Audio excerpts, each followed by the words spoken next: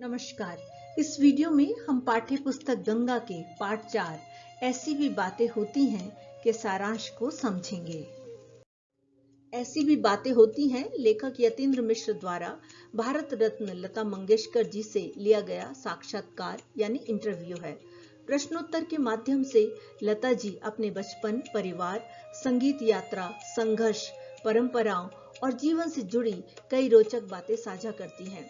उनके पिता पंडित दीनानाथ मंगेशकर संगीत और रंगमंच से जुड़े थे।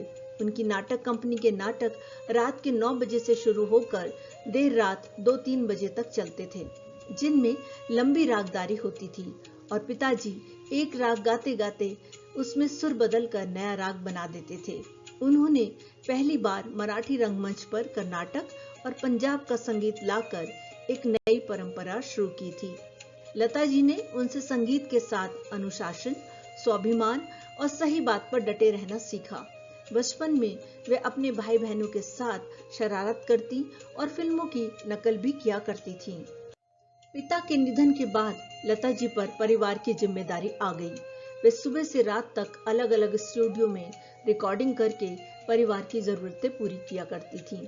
वे इसी बात की चिंता में लगी रहती थीं कि किस तरह वे अपने परिवार के लिए ज्यादा से ज्यादा धन कमाकर उनकी जरूरतें पूरी कर सकती हैं। अभिनय में उनकी कोई विशेष रुचि नहीं थी। उनका असली लगाव संगीत से था। उस समय आज जैसी आधुनिक रिकॉर्डिंग सुविधाएं नहीं थी, फिर भी संगीतकार नए नए प्रयोग करके सुंदर और प्रभावशाली गीत तैयार किया करते थे।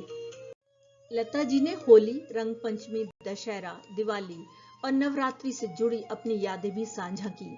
उन्होंने महाराष्ट्र के मंगल गौर परंपरा के बारे में भी बताया।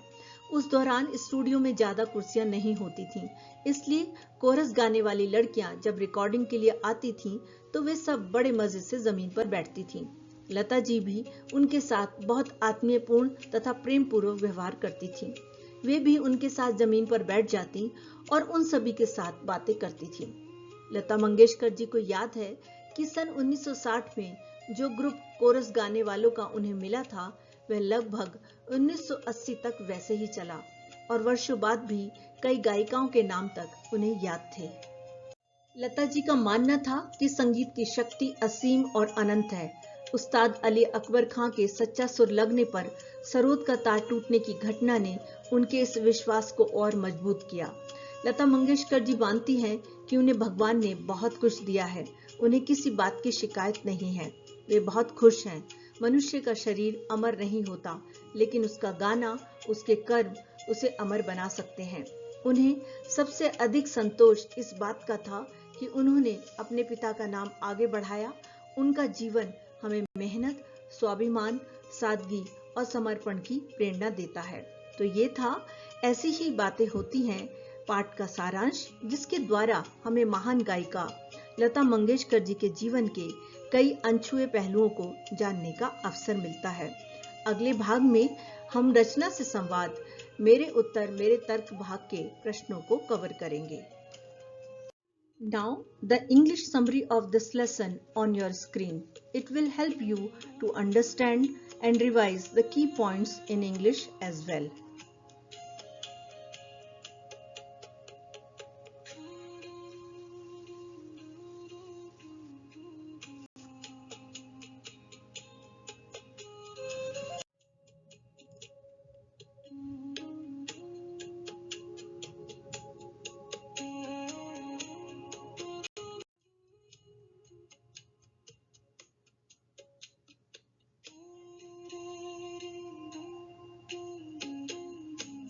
यदि आपको ये वीडियो पसंद आई हो तो लाइक करें, मित्रों के साथ शेयर करें और सब्सक्राइब करना ना भूलें, ताकि आपको मेरी नई वीडियो की नोटिफिकेशन मिलती रहे। धन्यवाद।